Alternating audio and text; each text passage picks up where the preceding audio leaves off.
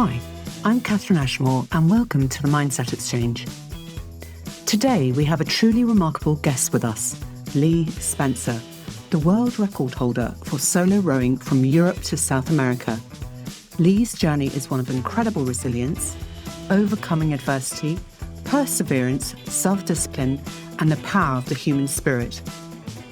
From a difficult upbringing to becoming a Royal Marine, surviving a life-changing injury, and achieving extraordinary feats as an amputee, Lee's story is a testament to the importance of mental strength and seizing opportunities. Join us as Lee shares his insights on overcoming challenges, the power of being honest with yourself, and redefining society's perception of disability. This episode is packed with lessons on perseverance mindset and unlocking human potential that you won't want to miss. It does include references to Lee's accident, so listener discretion advised. Here goes. Hi Lee, welcome. Thank you for being here. I'm really excited about our chat today. You are the world's record holder for solo row from Europe to South America and beat the world record by 36 days. It's so inspiring. And you also hold 4 Guinness World Records. But before we go into that, I'd love to start off this episode by talking about your marine background, if that's okay. Yeah, it's fine. Thank you for inviting me along. Oh, you're very welcome. So first of all, what inspired you to become a Royal Marine? It was always my dream to be a Royal Marine, and really where that comes from, I had quite a difficult upbringing. My dad was a violent alcoholic, and from about the ages of 1 to about 7, when mum and dad finally split up, he used to regularly beat me up as well. And my mum used to cry for me to come and help her. And I used to come running in as a little toddler and freeze with fear. So I was obviously petrified of him. And that left like a canyon-sized rift through my personality, my side, that I was a coward. And I dreamed of not being a coward. I dreamed of being someone brave, someone strong. And growing up as a kid, the epitome of someone like that, someone who could stand up and protect their mother, was a Royal Marine. So that's where the dream, and it was a dream actually, because when I was 13, when you take your options, I went straight up. You have like a careers fair. I went straight up to the Royal Marine recruiting sergeant at the careers fair at my school and said, I want to join the Marines. And he asked if I was captain of the football team. I wasn't. He asked if I was in the football team. I wasn't. I wasn't sporty at all. And despite loving sport and playing it all the time, I was just absolutely rubbish at it. And he said, you're not what we're looking for. So that's why I say it was a dream, because from that point, any realistic ambition I had of being a Royal Marine was dashed against the rocks. But the great thing about dreams is they tick away in the background if you allow them. Yeah, thank you for sharing that. And as a mother, as well as a person, I'm really sorry to hear that you had to go through that and what It's you've gone some through. people go through worse, don't they? Yeah, you said it was a dream, but you made it happen. So how did you make it happen? Dream. When I left school and got a job I hated, and still dreamed of being a Royal Marine, went to the careers office when I think I was 19. I thought I'd give the Royal Marines a go. And I was interviewed by someone called Chief Petty Officer Smith from the Royal Navy. Didn't even get beyond the interview stage, and he said those exact same words: "I'm sorry, but you're not what we're looking for." And then a couple of years later, got to a point where I thought, well, I can't be a Royal Marine. I don't really know what I want to be, but I definitely know what I don't want to be, and it was what I was doing. So I thought, I'd go that far. I left my job. I had random jobs working behind bars and a bit of labouring. And I thought I'd give the Marines one last chance, and went to the careers office again. Got through the interview, and then you get sent on something called a potential recruits course, which is 4 days and 3 nights selection course down in Lympstone in Devon, where the Royal Marines do their training. And I scraped a pass on that and got into training. From what I've read, you were in the Marines for 24 years, and So not only had you proven that you had the resilience to get where you wanted to be, but also you were in the Marines for 24 years, and some of that was working undercover, wasn't it? Yeah, I wouldn't call it resilience because at no point those 2 times that I was told you're not what we're looking for did I challenge that. I assumed they knew what they was Oh, talking about, and I assumed that I wasn't cut out for, wasn't able to be, or wasn't suitable to be a Royal Marine. it's quite an intensive training process.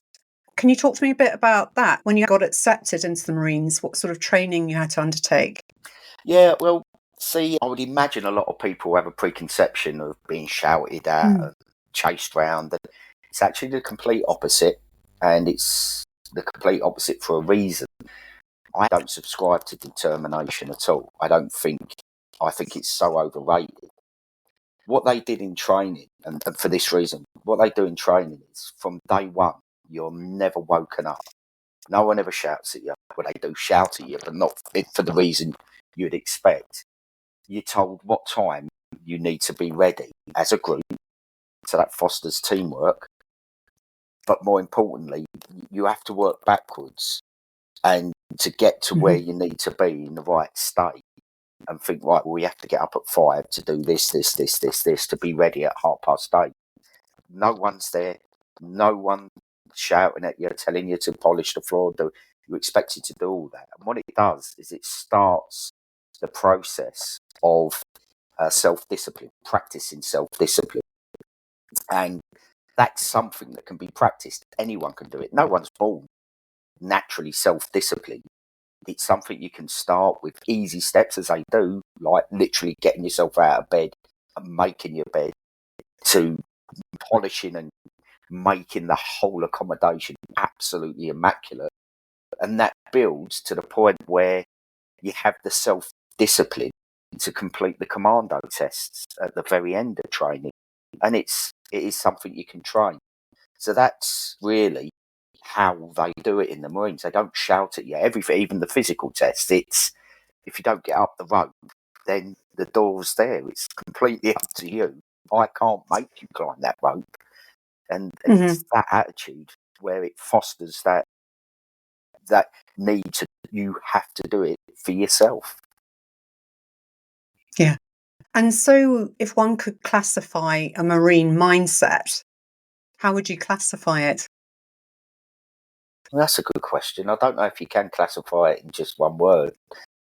It's a very broad Mm. church. I mean, as a Mhm. troop sergeant, I very typical people that you would imagine in my troop and all getting along, working together. I suppose team, really. Mhm. Diversity is a real strength in any team, and that's the same for the Royal Marines. Got a common bond. There are set of standards that have been in stone, written in stone since the Second World War, and that's part of being a Royal Marines commando. You have to pass at the end. So the Royal Marines training is recognised as being the longest and hardest basic military course in the Western world, and the reason is you do normal military training, and at the end of it, you do a commando course, and those standards are set in stone. But apart from that, everyone having that common bond of having gone through the commando Mm. test, it's quite a diverse church, really. So teamwork Yeah. would be the way I would Yeah. classify it. Yeah. And if we're thinking about other qualities that one learns from doing this sort of work and a diversity of the work, do you think it taught you leadership qualities? Ed, as you go through your career, you have lots of different leaders, and you take the good from the best and avoid the worst from the worst. That's how I approach leadership. Looked at Mhm. who do I want to emulate? Who's the sergeant that I wanted? And trying to be Yeah. that person. Yeah. If you were working in high pressure environments, how do you think your training helped you? What sort of things would you need to consider working in high pressure environments? Keeping a cool head. That's the often things aren't really that complicated. We overcomplicate things, and just being able to detach yourself from the situation and look at it objectively, having that ability is something that's taught in not just the Marines, I'd say throughout the military. And having been a civilian there for for 8 years, you can see how highly regarded military people are in all aspects of civilian workforce, from banking all the way through to industry. And it's that mindset where you can, under high pressure situations, detach yourself from the moment and look at something objectively. And often the answers are quite in your face, quite obvious when you do that. So, changing subject slightly, would you mind sharing your story of the incident that led to your injury and how it impacted your life? So I was driving back to work one evening, and about midnight on the motorway, I came across a vehicle that had crashed into the central reservation. It was on a cold January Sunday night, and the roads were quite empty and wet. I immediately pulled over, checked that the people managed to extract themselves from the vehicle, was checking them over medically. So at the time I'd done 3 tours of Afghanistan, one of Iraq, so I was fairly competent first aider. And another car hit theirs with so much force it spun it round 3 times, and the engine was flung out. So the engine and gearbox, complete, nearly a ton of metal, went about 70 metres, hit me and knocked me about 15-20 metres over the metal barrier on the side of the hard shoulder. Knocked me about 15-20 metres through the air. That's how hard it hit me. And took my right leg off below the knee and completely dislocated my left leg at the knee as well. At the time, from what I read, your military training kicked in and you actually told people what to do to tourniquet your leg. Is that correct? Yeah, at the time I hadn't been in Afghanistan for nearly 2 years, and I sort of landed kneeling down. Probably got about 5 or 6 minutes worth of thinking while I was flying through the air. That I could only have been a couple of seconds. In reality, everything slowed down, and I kept telling myself, in a minute, this movement's going to stop, and you've got to check yourself over. You've got to check yourself over. I landed kneeling down, and I couldn't see my left leg. Sorry, I couldn't see my right leg had gone because that was behind me. But my left leg was going off at a funny angle. And that's when I realised, I was quite badly injured. And I shouted, "Medic!" which is something you do in the military on patrol in Afghanistan. As soon as there's a casualty, if it's you, you shout it. If it's someone next to you, you shout it.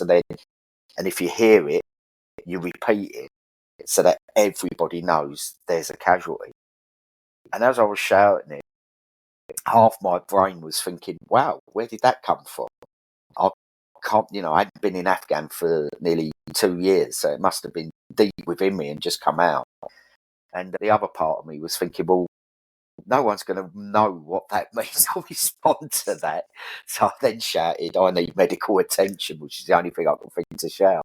So from the very first moment I realised I was injured, training kicked in.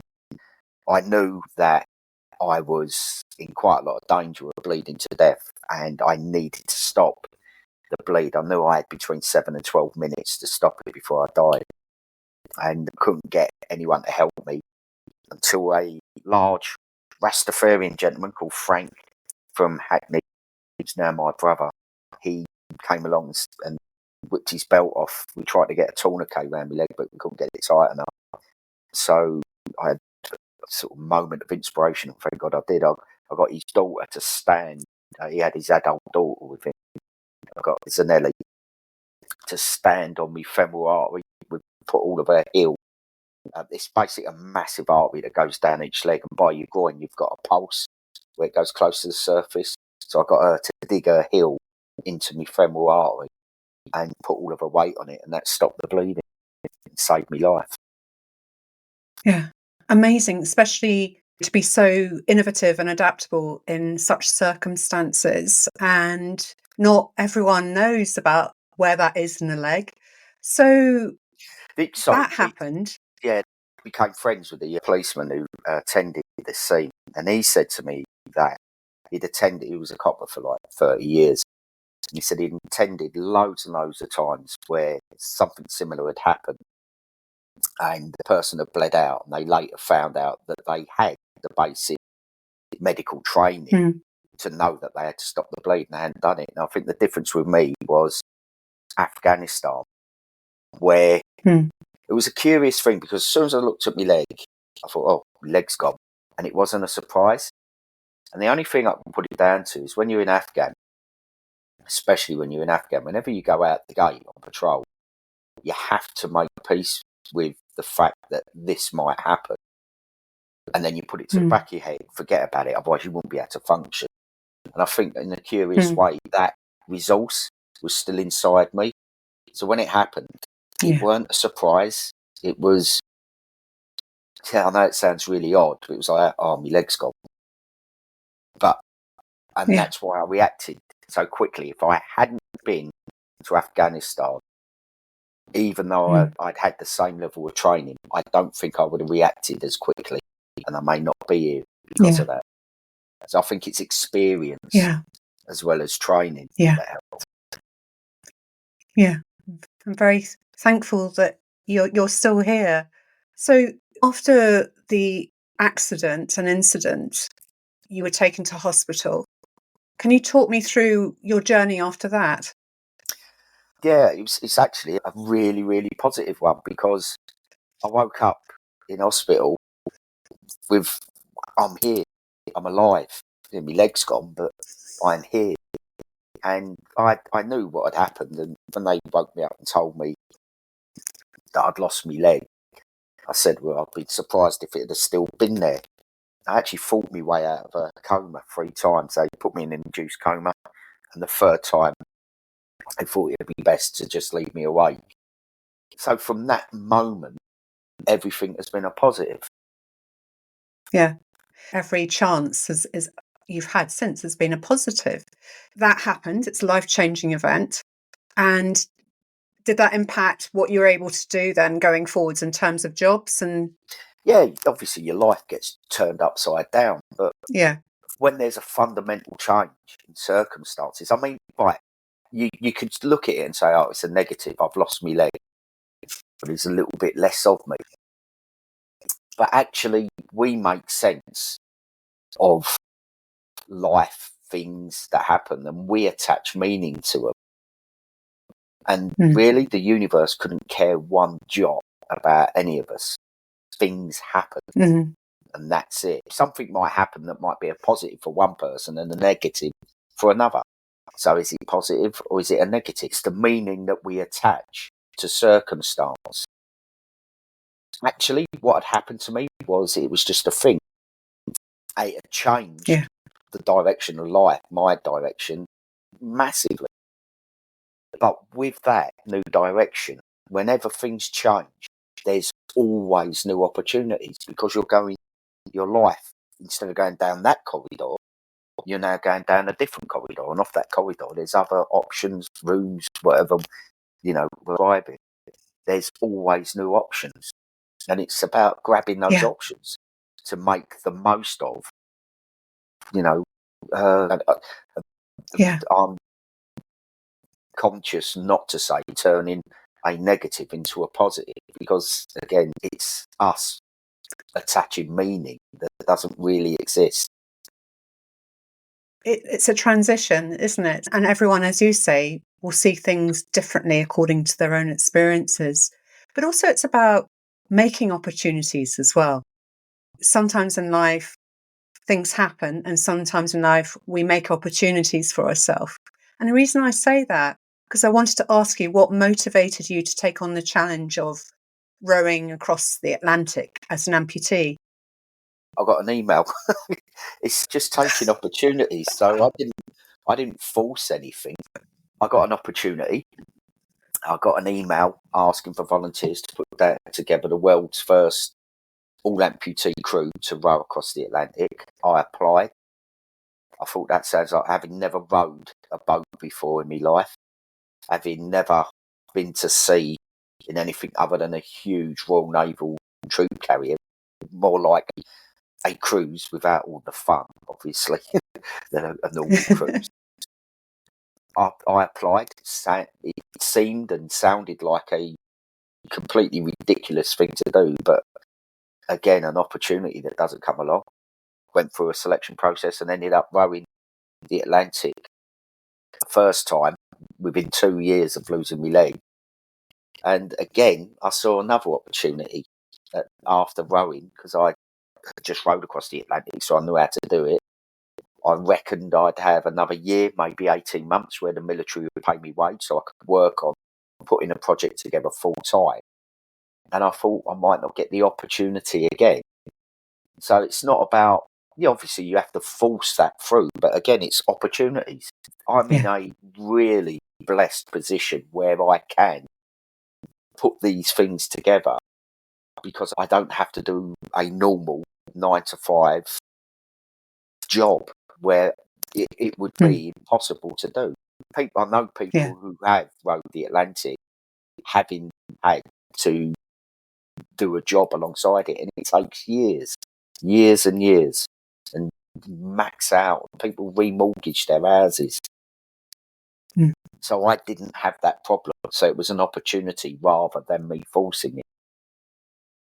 Yeah.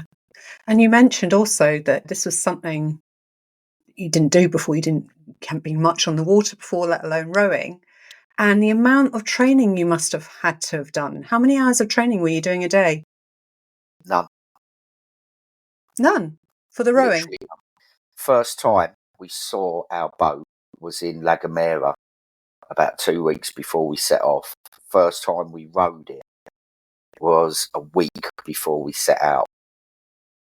So you must have been quite physically fit.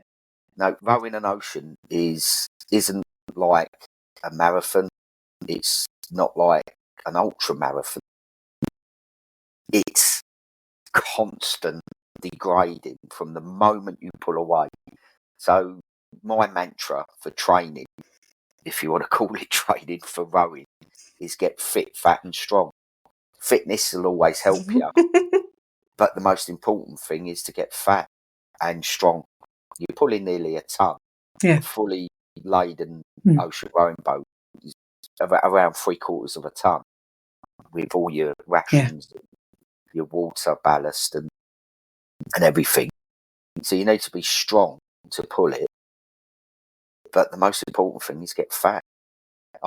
You're rationing 6,000 calories a day. That's what you need to eat. And you're burning between 8 and 12,000 calories. Bearing in mind that a normal person in a normal day burn about 2,300 calories. You're doing 5 times that. It can be 5 times that. When I rowed solo, I was rowing 2 hours on, 1 hour off during the day, then 2 on, 2 off through the night.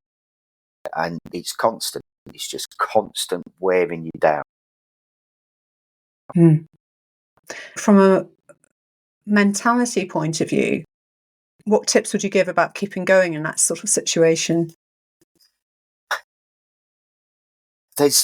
You face lots and lots of challenges, obviously. But the most important one is don't lie to yourself. When the last 2 weeks of my solo row, it's probably the hardest, not probably, by a country mile, the hardest, bleakest, horriblest experience I've ever had. And you tell yourself, if I don't row now, if I take 2 hours off, then I'm going to be so much stronger. But you know that that's a lie, that once that 2 hours rowing session's gone, you're never getting it back, and you're never getting that distance that you could have covered back again. So it's not letting those lessons lie, those lies, not letting them, the lies you tell yourself, stick and understand. That's the best bit of advice I would give. I learnt that in training, actually.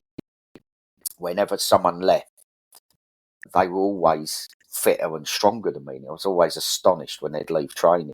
And it was always the same thing. Said, it's not for me. It's not for me. And you knew that was a lie, because training isn't the Royal Marines. It's the hurdle that you have to jump over to get to the Marines. And to say it wasn't for you is a lie as well, because you can't just go down the careers office and say, oh, I fancy joining the Marines. There you go, sign there, son, and in you get. There's a selection process. It's quite difficult. You have to jump over quite a lot of hurdles. So it was for them.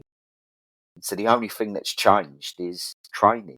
And I knew that was a lie. They knew that was a lie. And I was always astonished at how they were able to lie to themselves. And that I was constantly reminded of that, when that lie that kept coming, if you rest, you'll be stronger. And every part of me wanted to believe that. But if you know it's a lie, it's always going to be a lie. So it's not lying to yourself. Yeah. So it's being honest with yourself, being authentic to yourself. But also what I'm hearing is on one level, your mind's sort of telling you one thing, but your gut is telling you another, and you know that you're lying to yourself. Whereas in lots of examples, what you think, you believe, and you act. So when it was tough doing this, other than thinking, I'm just lying to myself if I have a rest, what else kept you going mentally? What did you think of to keep yourself going? I remember once I couldn't get out. I just couldn't get out and row. And I thought, well, I'm going to count to 10. And so I counted to 10 and I just couldn't do it. I'd done that for 40 minutes, counted to 10. That's the hole I was in.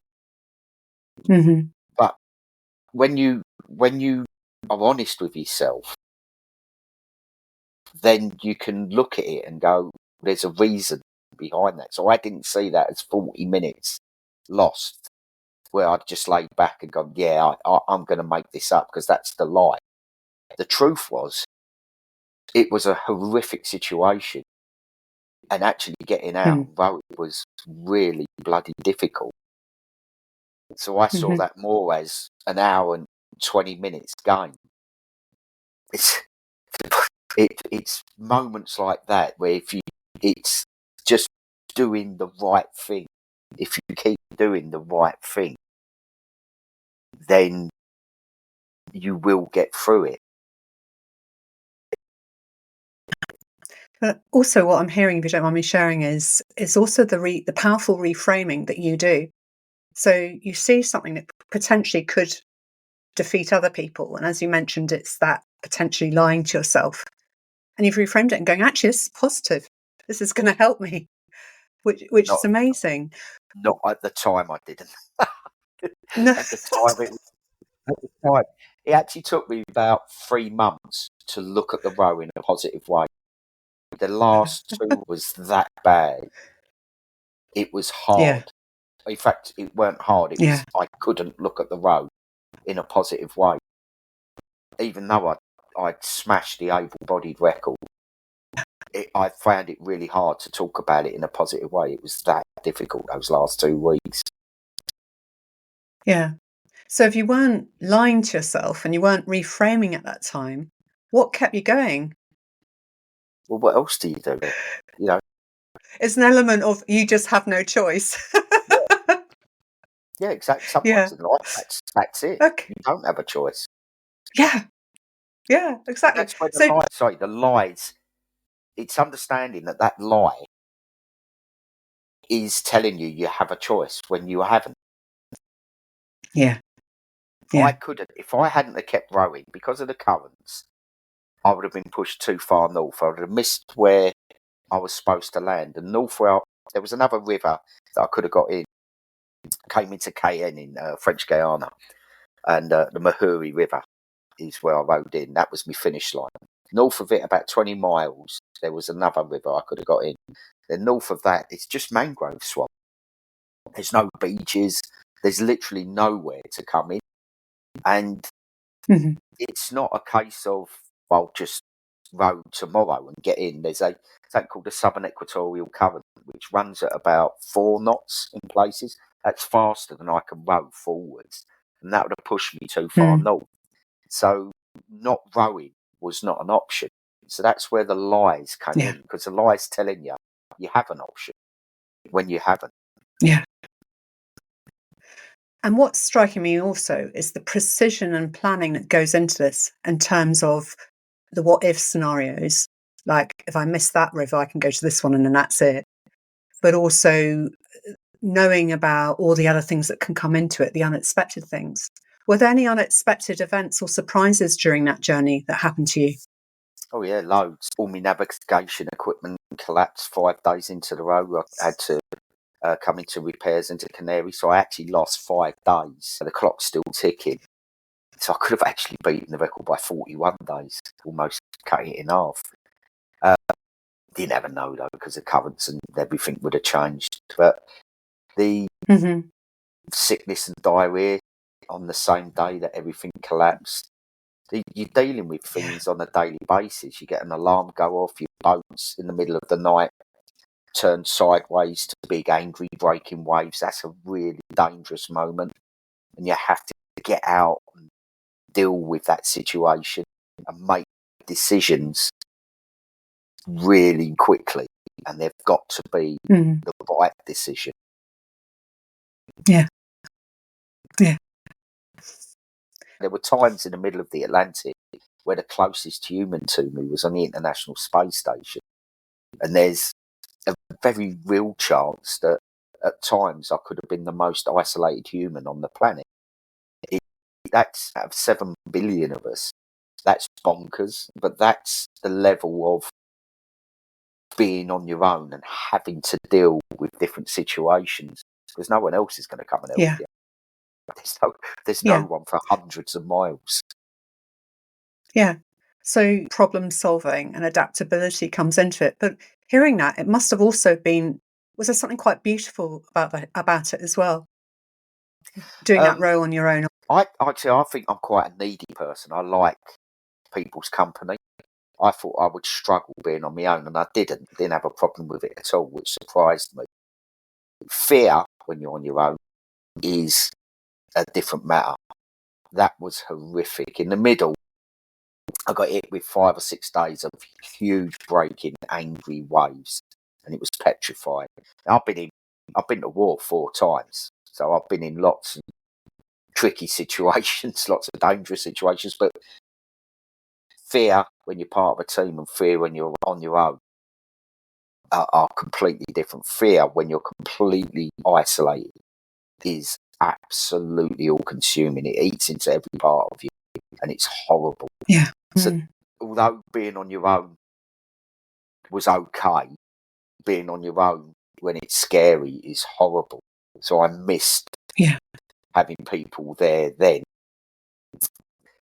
The great thing about, and this is rowing as a team and also rowing on my own, someone told me that there is a simplicity to it. All the nonsense that you have in daily life about how am I going to get to work, I'm going to be on time here, how am I going to pay the mortgage, how am I going to pay for this, what's happening tomorrow in work, all of those day-to-day thoughts and fears and trepidations, they just go. There's just you and the sea. And that in that simplicity, it's actually quite enjoyable in a way. Yeah. I was thinking actually if when it wasn't those horrible, fearful waves, and it was maybe there were moments of slight calm, it's just you and the ocean and the sky. I didn't, on the first row as a team, we had a few days where like the sea is like glass, there's not even a ripple. And you see colours that you've never seen before. And it is at night, it can be stunningly beautiful. See shooting stars, and it is, especially like when you're moving through those seas where there is literally not a ripple at night and under a cloudless, moonless night. So you've just got the stars above you, and then you've got the swirling green luminescence where your oars hit the water. There is a stunning beauty to that. On my solo row, I didn't have one day like that. It was always quite choppy, and the sea Yeah. was quite rough in times. So that Yeah. was So not so peaceful. consistent. Yeah. Yeah, not so Yeah. peaceful. Yeah. And you've set a world record, and not only just a world record, a world record as someone who doesn't have a right leg against able-bodied people. What did setting that world record mean to you personally? When I lost my leg, I thought the person I was. Going from someone who was told that they weren't what the Royal Marines were looking for, you're not what we're looking for. I led men in war. I then volunteered for special duties, not special forces. So I wasn't in the SAS or SBS, to be clear, but special duties. I worked undercover in covert profile in the most dangerous place on God's. The person that I was someone who defined themselves by what they could do physically. And I lost that person. I thought the person I was had gone forever. And I'd have to redefine who I was, but within the framework of disability, within the parameters of disability. I'd have to redefine myself as a disabled person. And it was right the first time made me realise I was still the same person. And I can't explain how important that moment was unless you've lost that sense of self, unless you lost that thing that tells you who you are, which I had. I mean, that person who I'd lost was someone I could finally look in the mirror and be proud to see staring back. But it also made me realise how wrong I was to think I'd have to define myself by disability, and how it then made me realise how in general, not always, but in general, we do in society define disabled people by their disability. I know ever walk of life someone described in terms of what they're not good at or what they can't do. But if you're disabled, then that disability does tend to define you. And I thought that's so unfair, that everyone deserves the right to have something positive define who they are. And that kind of feeling, that coincided with having just rowed an ocean and also having that opportunity to go again. And there's something else as well. When I went through rehabilitation, I was surrounded by guys and girls who had their lives completely and utterly shattered in service, in our service. And it also it gave me a sense that we owe them a life with dignity. Nothing else, no bells, no whistles, just a life with dignity. So that those two kind of missions, the proving that no one should be defined by disability and keeping wounded, injured servicemen and women in the nation's conscience, to remind us in society that we owe them. I say them because I wasn't injured in service. We owe them a life with dignity. That coincided with, felt like the universe had all come together to give me an opportunity to do something worthwhile, and proving that no one should be defined by disability, by beating an able-bodied record. And I've still got it. It's still my record. That it means a lot to me personally, because it's nice just to say, it's nice to be in the Guinness Book of Records. Anyone who listened to Roy Castle play Dedication as a kid growing up, or anyone who got the Guinness Book of Records as a kid, would never have dreamt that one day you'll be in the Guinness Book of Records. So that is nice. It is flattering. Yeah. But actually doing something that you believe matters, Yeah. making that statement that no one should be defined by a disability and proving it gives you purpose in life. And I think that's one of the ways that I stay happy. Yeah. And I love positive. it. I love it. Actually, that brought back memories, you talking about Roy Castle. I'm of that era too. What I think is that it's so inspiring for others as well, because you were talking about how when you were in rehab, you were surrounded by men and women who had been injured through war, whatever their reasons were. And how doing something like this, I think it's fair to say, is very inspiring. And how do you hope it will inspire others? I genuinely, when I talk, I get the opportunity to go into schools and say to kids what I wish someone had said to me. And the takeaway that I hope they get is, because if you look at someone like, I'm not comparing myself to Ranulph Fiennes, well, in one very small respect, I am, that I did do something astonishing. But we look at people like that and we think that's what they do. That's brilliant and it's a nice story, but that's what those sort of people do. Whereas my story, from being told you're not what we're looking for, from being physically absolutely bang average, this comes back to what we said earlier about determination and how I think determination is just so overrated. People assume, oh, you must have a really determined mindset. I haven't. I am no more determined than the next person. And it's hopefully, I've actually had my VO2 max tested by a guy called Dr. Phil Price. He's a senior lecturer in strength and conditioning science at St Mary's University. So, quite qualified. And I am bang average, absolutely physically bang average. So let that sink in. 50% of the people who will listen to this podcast are physically more capable than me.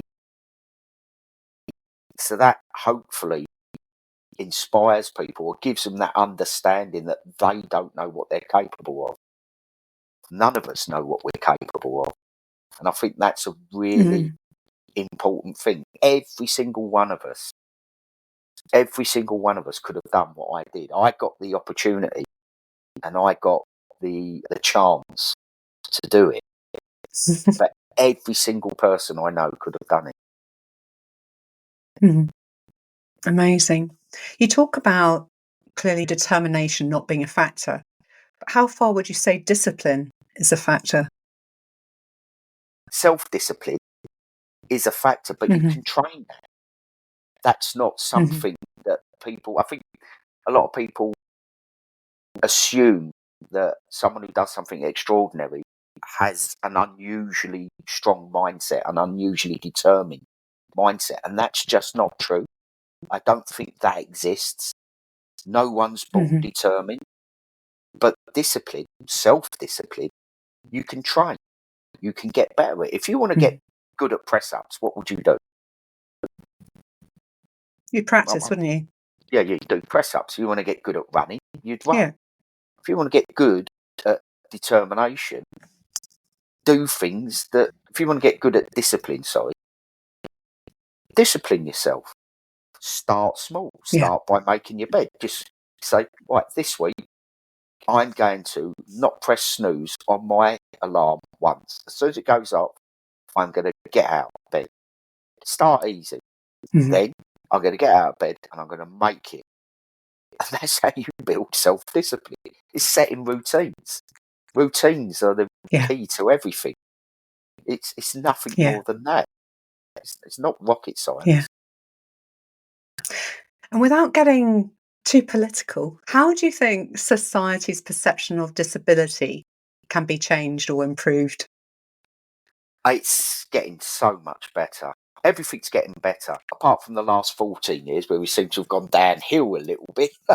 It feels like I am a stupidly optimistic person. I should also point out we're talking now the day before we go to the polls. It's tomorrow, isn't it? Voting. Yeah. I remember the only disabled person you saw was the plastic one with a hole in the top of his head where you put money in for the Spastic Society. You never saw a disabled person. They were hidden away. That's not the case nowadays. So, and I think with the Paralympics carrying a massive torch for disabled people, and people don't look at disabled people doing extraordinary things anymore and go, oh, bless, isn't it nice that they can walk around? That's not a thing anymore. It was maybe 20 years ago. That's not that long ago. That's how far we've come. And that's a massive mindset change, I think. But I am stupidly optimistic. And I know to the point that it might be a flaw. what I love, I'll put your website link in the blurb. But what I love is on your landing page, it's got this page of you. And then it says in big, bold caps, not defined by disability.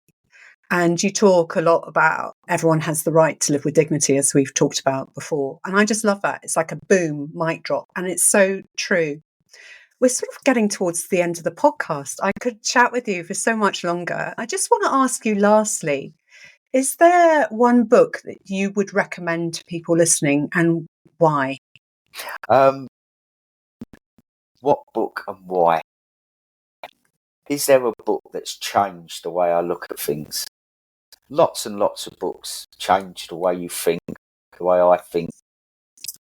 Can I have 4 books in a series? Yes, go for it. I'm going to go for The Hitchhiker's Guide to the Galaxy by Douglas Adams. Read it and then have a good look at the society around you, and it should stop you taking yourself too seriously. That's brilliant. And what a perfect note to finish off with. Thank you so much for doing this podcast. It's been so interesting and informative. Oh, thank you for having me on. You're welcome. Thank you for listening to the Mindset Exchange. Lee's incredible journey is a powerful reminder to grab opportunities where you can and not to be defined by society's limitations. If you enjoyed this episode, be sure to subscribe, rate, and leave a review. Stay tuned for more inspiring stories and powerful lessons next week. See you then.